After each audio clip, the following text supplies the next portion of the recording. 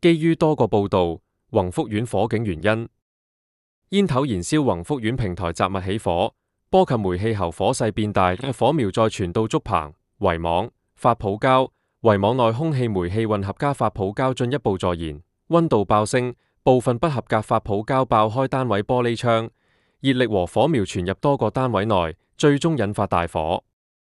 晚上煤氣使用量較大，第一晚宏昌閣煤氣泄漏，第一棟樓右側晚上出現火柱。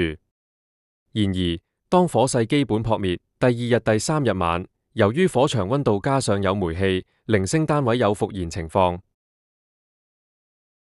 事件與竹棚關係密切。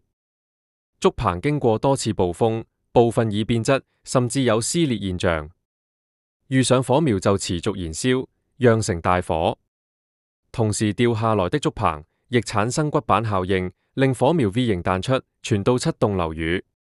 竹棚着地持續燃燒，產生更多一氧化碳。由於宏志閣在起火大樓後方，既無接觸煤氣，亦無接觸火苗，所以無被波及。圍網在事件中助長了火勢，是第3個源頭。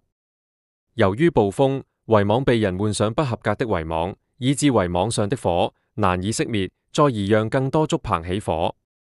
竹棚掉下，圍網的火苗燒到發泡膠，由於發泡膠膜有真有假，有的燒爆窗，令火勢入屋，有的則成功保護了單位以免起火。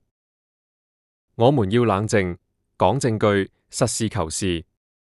總結：煙頭加煤氣泄漏加劣質竹加不合格圍網，加上宏昌閣除下發泡膠換回冷氣機，火警發生而無發泡膠隔熱，火勢波及冷氣機，宏昌閣大量單位起火，火苗及一氧化碳隨竹 V 型散開，再傳到不合格發泡膠加劣質竹加不合格圍網，火勢一發不可收拾。值得注意是不合格發泡膠產生助燃效果，更出現爆窗情況，但合格發泡膠起了一定保護作用。燃燒中的6棟大廈多個單位無事，讓更多人及時逃出。